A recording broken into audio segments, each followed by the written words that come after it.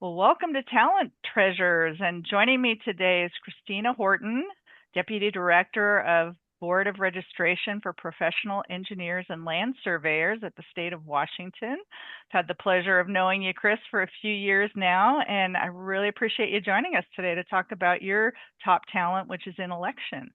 Thank you, Nancy, for inviting me. I'm excited about this. Yeah, and you've just been really, you and your team have done a deep dive on Clifton's strengths over the last few years, and it's just been a real pleasure to kind of watch you utilize this tool. And yeah, this month we're focusing on the Clifton Strengths talent theme of in election. And just to give a little brief overview of that, our talent themes are those things where our kind of mind is wired naturally, and when Hmm. it's our top, it's often like breathing. And the definition of intellection is people with the talent for intellection really enjoy mental activity, enjoy thinking through things on a much deeper level, and kind of really stretching the muscles of their brain. So, does that sound like you at all?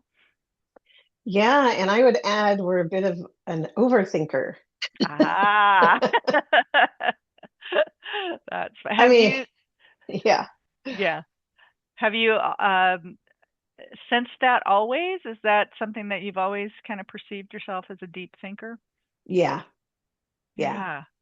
So even Oh, as a kid, yep. and how did that play? Has that and does that play out for you? Because I can imagine the thing about our talents is it may be different for different people. So how does your thinking show up? Well, intellection for me shows up a lot in curiosity Mm-hmm. and wanting to know a lot about a lot of things. Mm-hmm. So, um, jack of all trades, master of none, that's sort of someone with intellection Right? because I really want to know about, a lot of different things. And some stuff I'll do a deep dive, some stuff it's like I just need to know enough. But it's curiosity. Like, Yeah. why is things that way?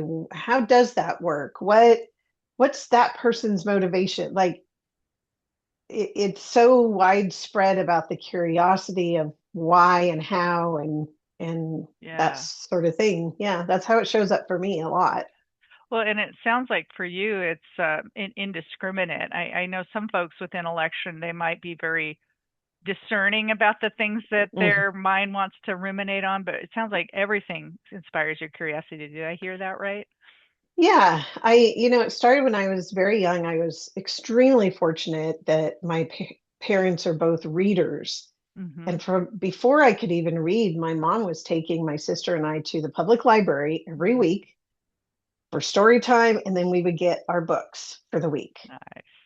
And so, being exposed to books at a very young age and seeing the value of those, and seeing a library, being exposed to that and being able to get whatever information I needed, I think just fed that.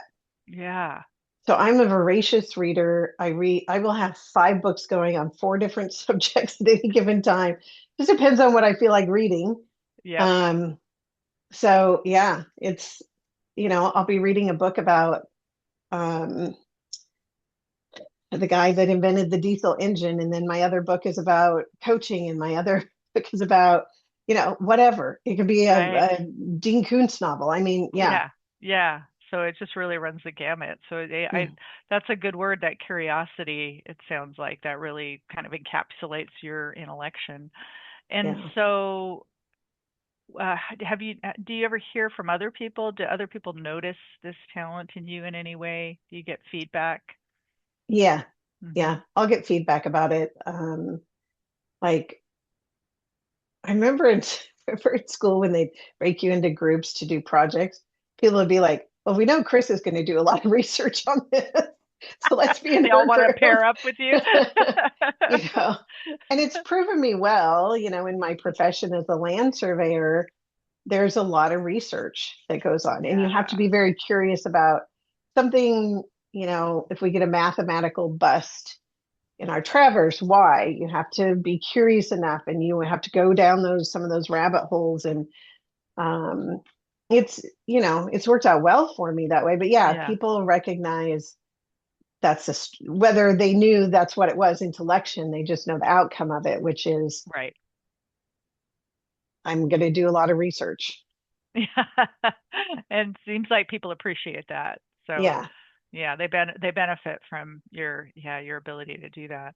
Do you ever get tired? I mean, that's a lot of like reading and, when you have a highly uh mental job, which I imagine as deputy director, there's a lot of thinking in your job. Yeah. Does it ever kind of you need a break from the intellection, or is it just insatiable?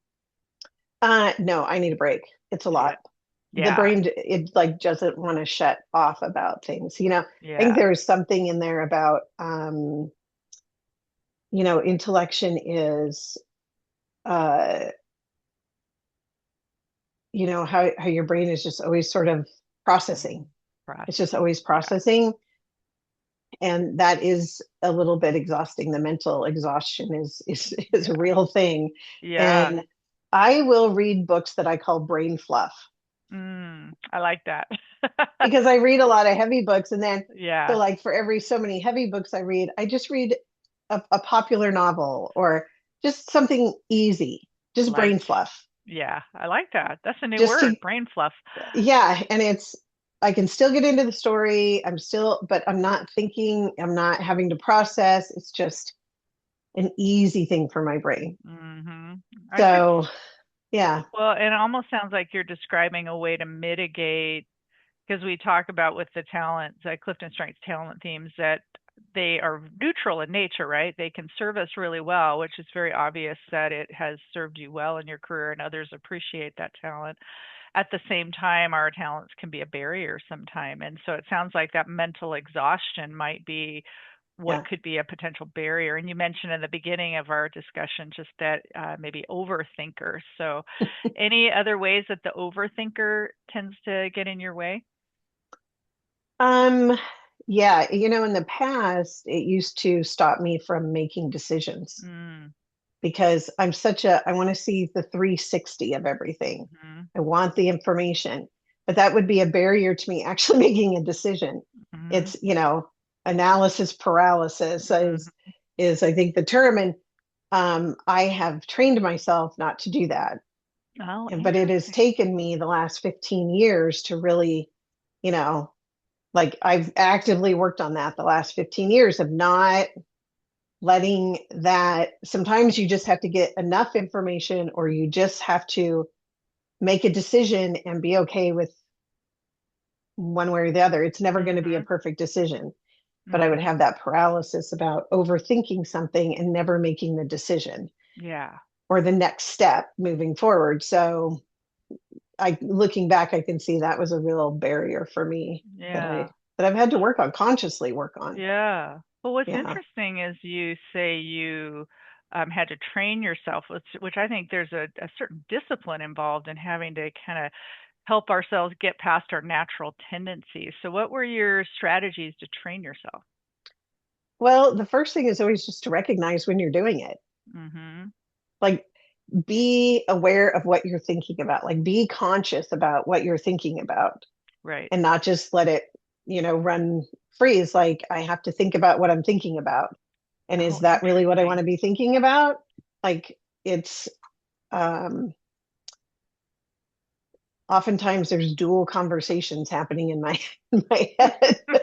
Oh, you got a you regular know party up there, huh? well, I often tease, that it's the amygdala, which is kind of your fight or Right. flight, Right. is sort of saying one thing, and then my prefrontal cortex, which is your reasoning and all, Right. is like, we're fine, calm down, everything, and let's just move ahead and make it. So it's just being conscious and recognizing when you're Yeah. doing it.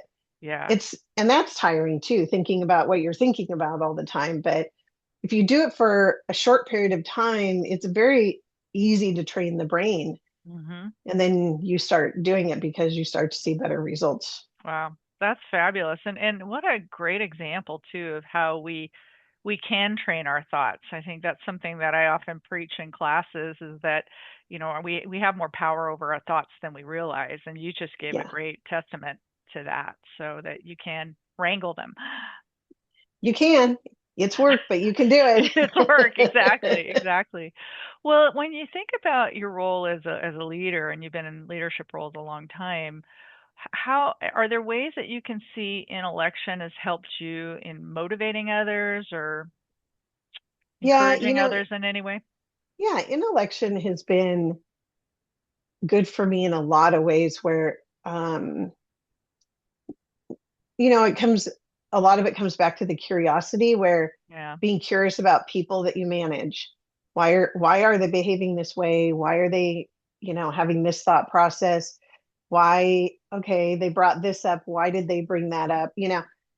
And how do they think it might be better? It comes back to that curiosity of hmm, people now. right, And, you know, that has been helpful for me in approaching things from a place of curiosity instead of judgment or um, my way or the highway, right, some of those old school sort of management, which yeah, sometimes you need, but right, not all the time.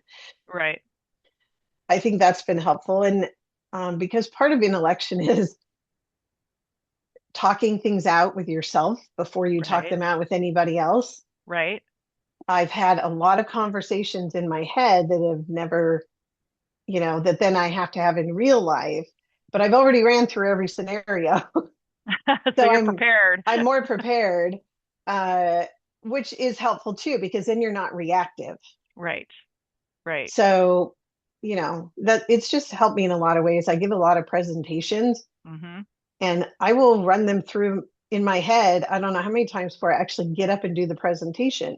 mhm, So it looks like I'm winging it because I don't have notes or I don't have, right. but the fact is, I've already done it 12 times in my Multiple head. times your brain has prepared you. Yeah. Yeah. Well, and I'm thinking to what you just said about your curiosity about people. And I imagine your intellection has probably helped you, whether you have empathy or not in your Clifton talent strengths, but it would seem that people would perceive that, right? Because you're showing that curiosity about them and Yeah. willingness to explore. And so do you find people gravitate towards you because they feel heard, understood, which would be more of an empathy sort of a character trait? I think so. Empathy is number 10 for me too. So I think, Hmm. I kind of on my 1 through 10, I have intellection is one, empathy is 10. So it sort of bookends those. Yep, yep. But yes, I have found, um, you know, you learn management through the school of hard knocks by doing it, Right, right. right? You can take all the trainings of the world, but until you actually have to do it. Um, but yes, because I can separate the who from the do. So Yeah, I I like that. separate the person Hmm. from the action or the behavior. And when you do that, then you aren't attacking the person, you're attacking the issue. Yeah, And um, and part of that comes with intellection. Again, being able to see the 360, separate that out, right. think really about, okay, this is the person's behavior, but is that really who they are? You Hmm. know, and people feel that when you actually care about them as a person and you're not Right. attacking them, you're addressing the issue. Yeah. It takes a while to get comfortable with that sometimes, Hmm. but um, yeah, I think people understand when that's what you're doing, because even Yeah. though I've gone through pretty severe disciplinary action with people before, Hmm. and I've been pretty stern Hmm. about the discipline, but I don't treat them any differently. Right. You still There's bring there's respect I and still bring respect, I still care about them as a person, I can still have empathy for stuff they have going on in their life. That's a separate issue from what we need to happen here on the other yeah, side. yeah, So yeah, I think that because I'm still staying curious about them as a person. right. So Yeah. Well, and it's interesting. Intellection is considered a strategic thinking theme. So there's about a quarter of the Clifton Strengths themes that are strategic thinking in nature. And there's mhm. another one called input, and I forget where it falls on yours. I can't remember if it's in your top 10 or not. You have a It's lot. 14. 14, yeah. So, and input is interesting. And I interviewed one of our clients before on input where it was her number one. And so input is like taking in a lot of stuff, right? And Hmm. intellection, I also think about we're taking in a lot of knowledge, information, um, Yeah. and ways of doing things. But the one of the key hallmarks of input, and I'm curious if this plays out for you with intellection, is with input, they also have a need to output. Like I've Mm. gathered all this information and all these resources and I want to share with others.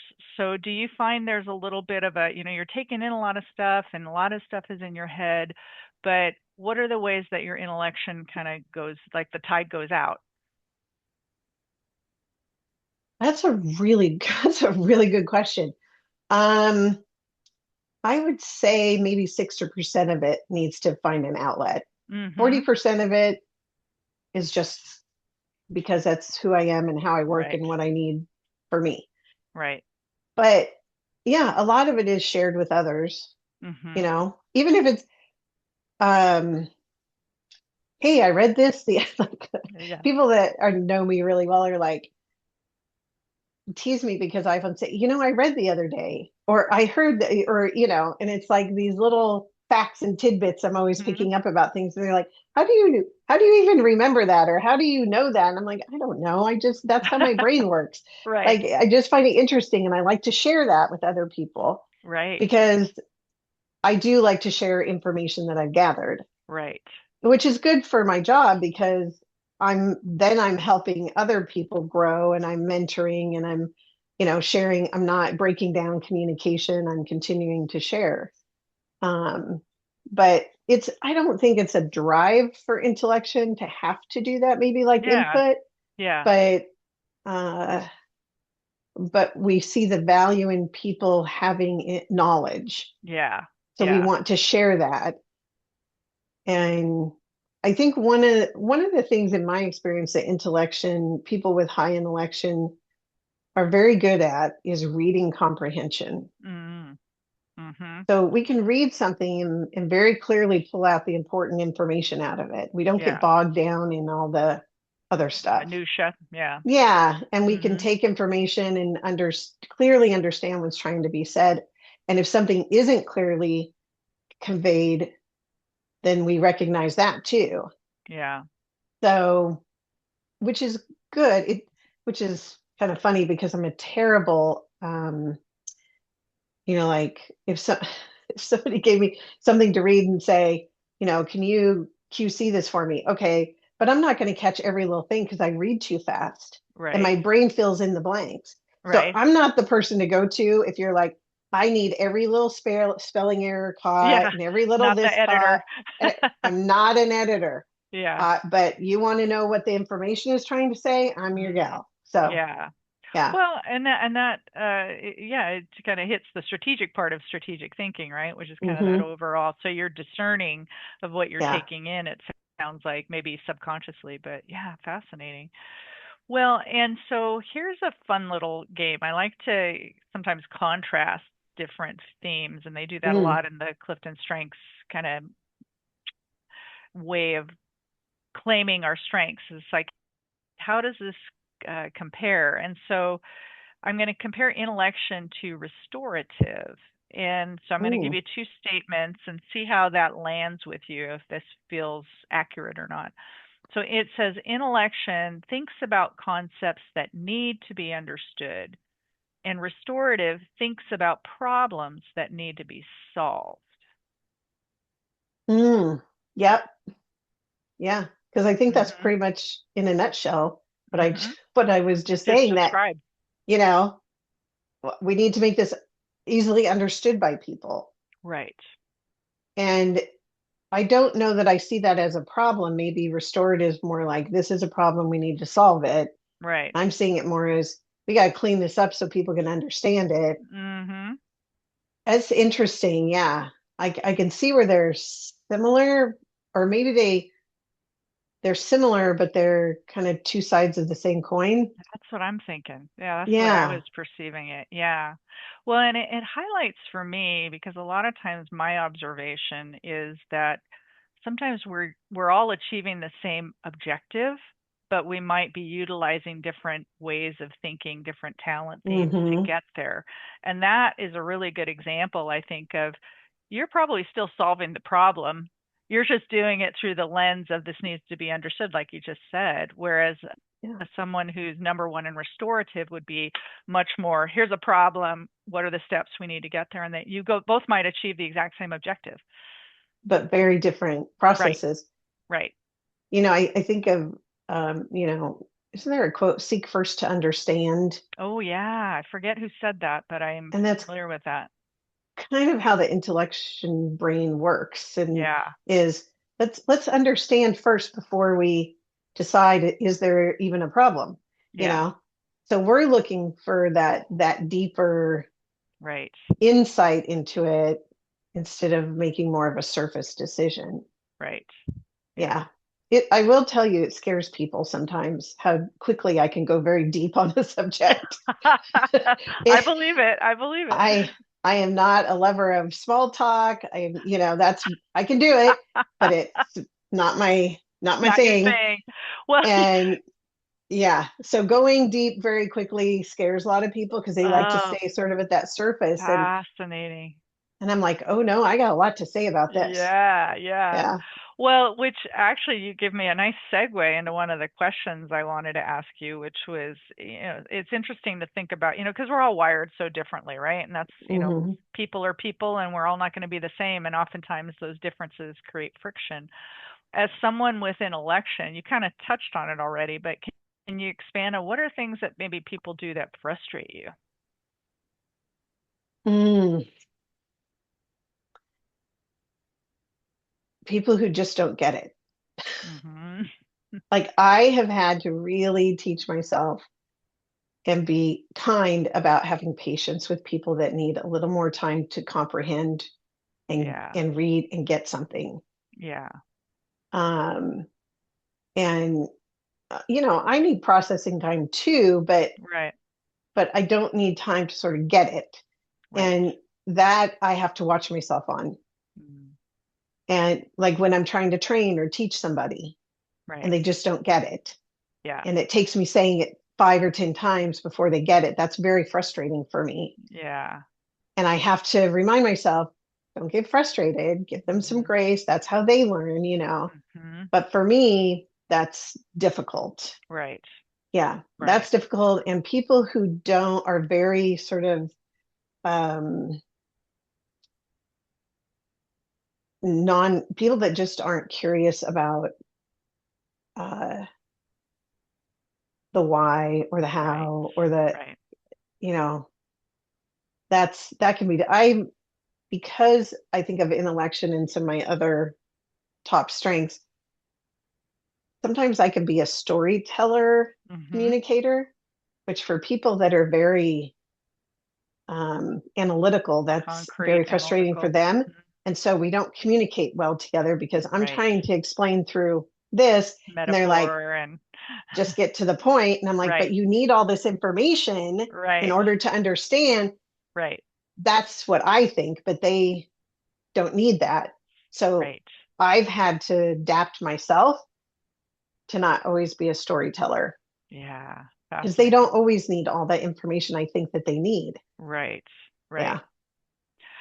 Well, and isn't it funny how we all are learning to adapt all the time to each other, Hmm. right? And that's Yeah. adaptive leadership, right? Part of being a leader is being able to be adaptive to what our teams need. So you you seem very aware, self-aware, which I'm imagining is your intellection at work. That self-awareness is probably pretty high. Yeah, it is. I think part of that is the strengths that I have, and part of it is just what I've been through in life has taught me I Hmm. that um, you have to know yourself Right, in order to really function around others. right, right. And Yeah, one thing I forgot to ask too was, and I hope you're okay, that that when we were talking about input and there's that input output, and I was reflecting on the fact that you've actually written a book, which is a yeah. major, major accomplishment. And so, and it takes a long time. I imagine was just a tremendous amount of work. And I think about it kind of that being that output a little bit too. And Yeah. so what ways were you able to engage your intellection in that process? Ooh, yeah. That was that was every Saturday for 2 years of writing Wow. and working Wow. on the book. And but I think part of it was I had to do a lot of research in parts of the book, Mm-hmm. um, sort of the toolbox part of helping people, and being able to convey my story in a way that's understood by a lot of people. Yeah. I think that's where my intellection really helped is Mm-hmm. how can I word this the best way to make the biggest impact and for clear understanding on the other end. Right. That's probably where it helped me out because I've had people, read my book that know me. And they Mm-hmm. said, when I'm reading it, I can hear your voice because it's written in the way that you talk Yeah. and it makes sense to me. Yeah. And then people that don't know me that have read it have reached out and said, man, you described this in a way I've never been able to describe. Mm-hmm. So I think that's where the intellection really helped was Yeah. being able to clearly communicate what I wanted to communicate in the story part and Yeah. then going into the deeper research for the toolbox part. Yeah, very cool. Well, and yeah, that Yeah. makes me think about how you describe the storytelling aspect. And yeah, that's a perfect fit for a writer. So, but Yeah. kudos to you again. That's a fabulous accomplishment. So, Thank you. well, as we wrap up, Kris, what would be maybe some encouragement you want to leave with for other folks that are have that talent for intellection? Um, don't let it stop you from moving forward in things. Don't please, be aware of the analysis paralysis Mm-hmm. and um and don't let it stop you from moving forward or making decisions. There's a fear factor there of I don't have enough of the information. So don't Right. let that stop you, you know, and don't be afraid to use your intellection in areas that you might think it's not going to work well. Mm, So, don't be afraid to fall back on it a little bit in areas that might not seem where it fits, but I think you'll find that it does.